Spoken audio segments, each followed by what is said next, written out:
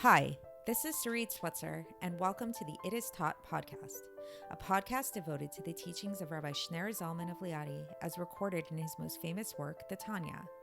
My hope for this show is to make these teachings accessible and relatable to the average person, regardless of prior Jewish education or affiliation.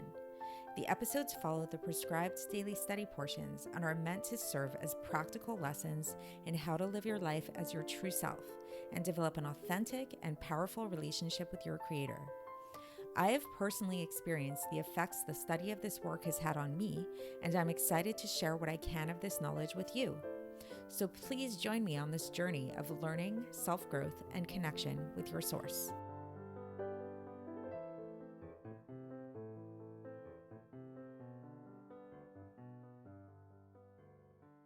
Hi, and welcome to the It Is Taught podcast. This is episode 634 for the first of Elul in a regular year. So once again, happy Rosh HaKodesh. Today is day 2 of Rosh Chodesh Elul. And we are nearing towards Tishrei, towards Rosh Hashanah and all of that. So I'll wish you all in advance, Aktiva v'chatima tova. Maybe you be written and inscribed for a good year. Okay, so that being said, let's get into the episode today. So I've been reading quite a bit. I think I may have mentioned this already in previous episodes, but quite a bit about codependence and healthy relationships and all of that kind of stuff for my own self-growth and knowledge and all of that stuff. And one theme that keeps coming up over and over that I find to be fascinating is the concept of boundaries and how healthy boundaries are really the key to a healthy relationship. Why do I find this fascinating? Because it's actually quite counterintuitive. One would think that if you want to be close to a person, if you want to develop a relationship with the person, you should try to just be as close and intimate as you can be with this person from the get-go. That's how you get close to them, right? Is like no holds barred, share everything about yourself, learn everything about them, do everything with them, let them into your life fully and completely. And that's how you'll get close to the person, right? And maybe one could argue, okay, well, you have to get to know the person first, right? So it's like you have to see, is this the kind of person that you want to get to know? So in that case, you might say to yourself, in that case, boundaries could be good as a way of kind of protecting yourself before you decide that this is the person that you want to be with. But the truth is, no, boundaries go a lot further than that. Even once you've decided that this is the person that you want to be with, even with close friends that you have, that you are already in a good relationship with, or family members that you're in a good relationship with, boundaries are not only good as like a self-preservation mechanism, but boundaries, as we'll learn, are actually the key to closeness. They're actually the key to intimacy, the key to having a healthy and thriving relationship with other people. And today we're going to learn about how this applies to God, about our relationship with God, who is really truly our ultimate relationship and the archetype of all of our other relationships and the relationship from which all other relationships stem. So with Hashem too, believe it or not, we have this idea of boundaries. How does this manifest? This manifests through the mitzvahs. Because what are the mitzvahs? The mitzvahs are very bound. So let's think of, first of all, what would serving Hashem without boundaries look like?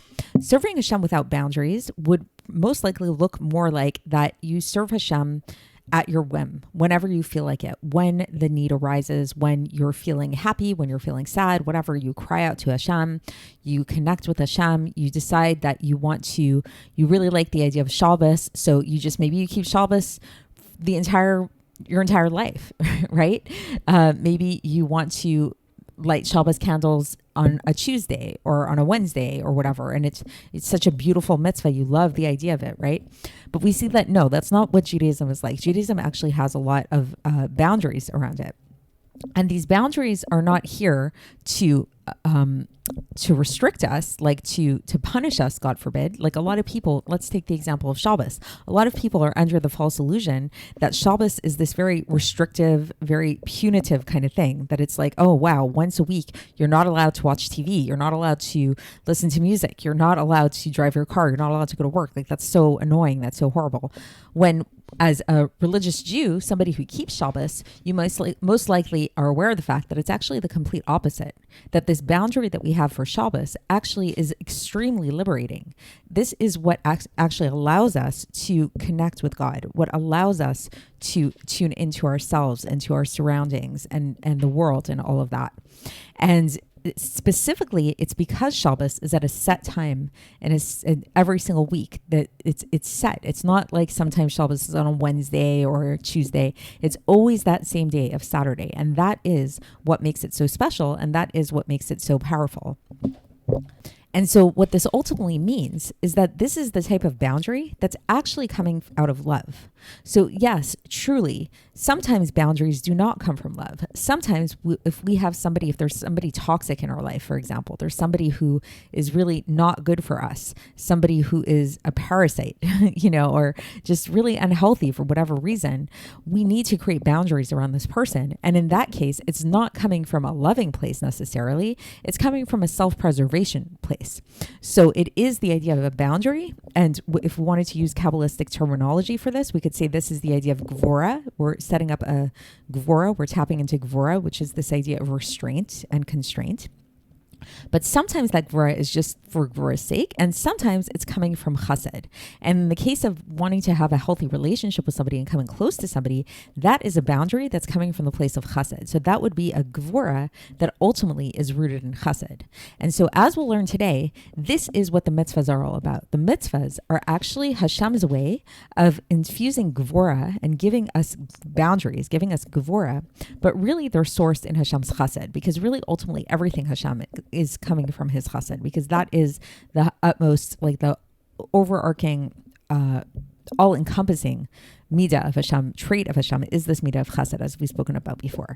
And of course, as in the conclusion of all this is going to be again giving tzedakah. This is once again one of those epistles that is going to be the focus for it. And so let's get into the text today. Let's get into the text, and this is the beginning of a new epistle, Epistle 10, and we're going to bring up a few questions, a few textual questions that aren't going to be answered in full today, but we are going to kind of get into the topic, like delve into the introduction to the topic at hand. So let's get into it and see how it goes. So the Alter Rebbe begins with he says, after a greeting of peace and life, Shlomam v'chaim, then I will open my words to those to arouse the ears to hear an admonition. So he's warning everybody. He's going to give everybody an admonition and he says that this is an admonition that God gave through the prophet, saying, so who is the prophet? The prophet is Yirmiyahu, who is the author of Eicha. And so this is a quote from Eicha. This is Eicha chapter 3, verse 22, where it says, Chasdei Hashem ki lo tamnu v'gomer, which literally translates to mean the kindnesses of God have surely not ended. So this is going to be the basis of understanding this epistle. This epistle's the meaning of this phrase, this citation of the kindnesses of God have not ended. So the Alter Rebbe looks at this and he analyzes it, and he says that it would have been simpler. This word tamnu, which is translated to mean did not end. A simpler way to say this in Hebrew would be tamu, kilo tamu. That's, if those of you that know Hebrew, that's like a similar way to say it. Like, and we see like there's support for this elsewhere. Where we see that there's actually in the Amida prayer, we say kilo tamu chasadecha v'gomer, that your kindnesses did not end. And there we actually do use that phrase of tamu. So why is it that we specifically use the word tamnu? What's that about?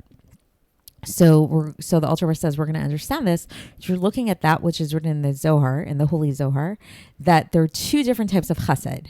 There's something called chesed olam, a worldly type of chesed, and then there's a more supernal type of chesed, which is called rav chesed. So there's two categories of chesed, and this is what's going to help us understand ultimately through the epistle why is this like meaning of this phrase. What is that about, the tamnu versus tamu kind of thing?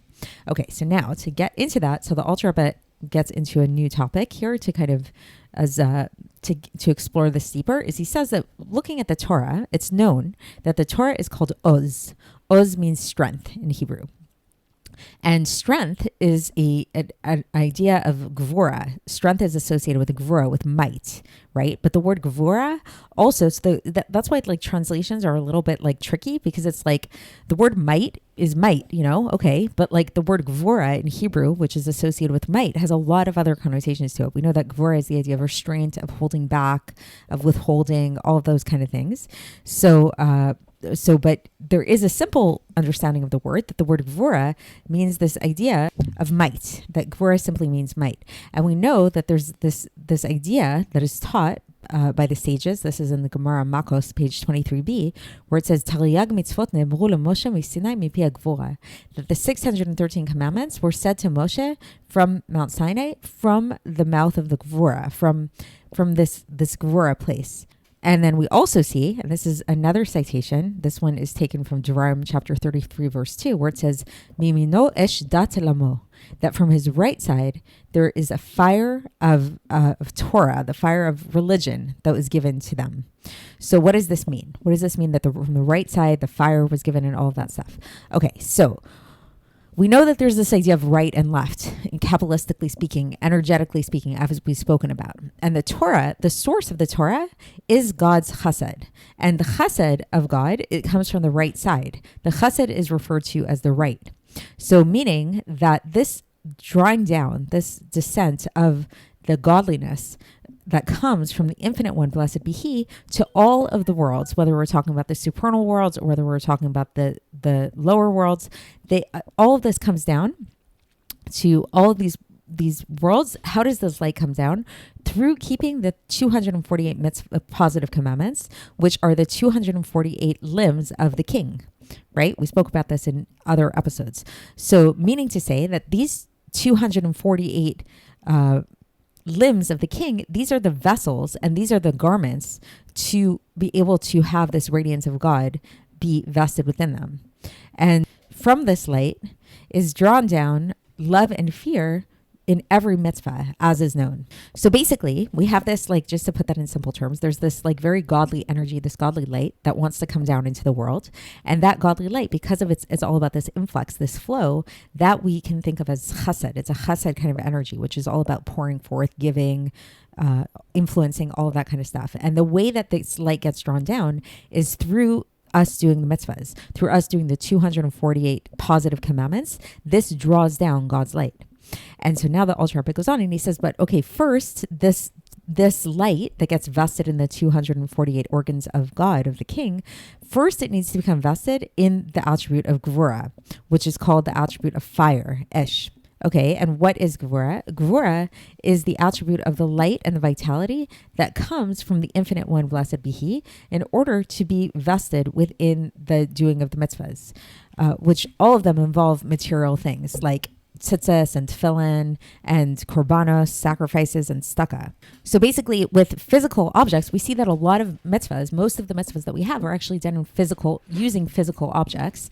And this helps us to understand why they're associated with Gevurah, because physicality is all about limitation. It's all about constraints, right?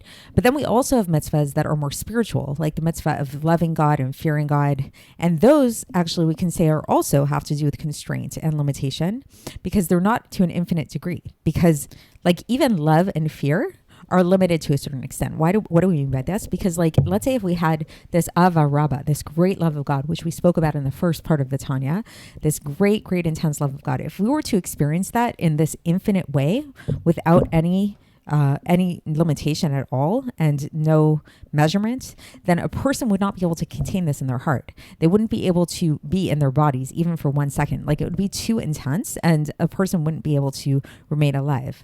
And we see this actually, that this is what happened when we received the Torah, that there was such a big revelation of God and the infinite light of God that it was that was so intense and on this level of speech when God spoke the 10 commandments that parachanishmatan, their souls took flight. So we actually did physically die at that time because it was too much for us to handle. So that's the end of the section for today. So just in sum, again, it's kind of like an introductory idea, which is going to be elaborated upon further as we get deeper into this epistle. But the basic idea that we learned so far is that Torah comes from Hashem's chesed. We've all know that the primary attribute of God, which we've been talking about, like sort of like the origin, the source of all the other attributes, is this attribute of chesed. Chesed is like the epitome of when we think of a relationship with God. And so what this means is that God's influence, God's light gets drawn down through chesed. And how does that happen? It happens through the mitzvahs, through specifically the positive commandments, because the positive commandments is a way, there's 248 positive commandments that correspond to Hashem's 248 organs, which serve as a conduit, as vestments for God's light. And so when we perform these 248 commandments, this is a way of us drawing down this chesed into the world. But the interesting thing about it that the Alter Rebbe points out here, and this is where we come into that idea of boundaries. Boundaries, all the mitzvahs are bound. All the mitzvahs have measurements to them. We see this very obviously when it comes to physical commandments, like things that we do like tefillin and tzitzis and things like that. But this is true when it comes to spiritual commandments as well. So when we're talking about spiritual commandments like loving God and fearing God, the love that we have for God must by its nature be somewhat limited, because if it were unlimited in nature, we wouldn't be able to sustain ourselves, as we see in proof in the time of Matan Torah that it was just too much for us to handle. So that's it for today. And like I said, to be continued tomorrow when we go on with this epistle, and I will speak to you then. Thanks for listening to the It Is Taught podcast, hosted by Sarit Switzer. This podcast is dedicated in loving memory of my maternal grandfather, Avraham Yitzchak ben Binyamin HaKohen of blessed memory. Music by Shoshana. If you enjoyed this episode and would like to support the show, please share it with others and subscribe on YouTube, Apple iTunes, Spotify, or wherever you listen to podcasts. And make sure to leave us a 5-star review. To find out more about the It Is Taught project, including more information on my soon-to-be published book, please visit our website, itistaught.com. To catch the latest from me, follow me on Facebook, Instagram, and Twitter. Looking forward to speaking with you tomorrow, and until then, have a great day.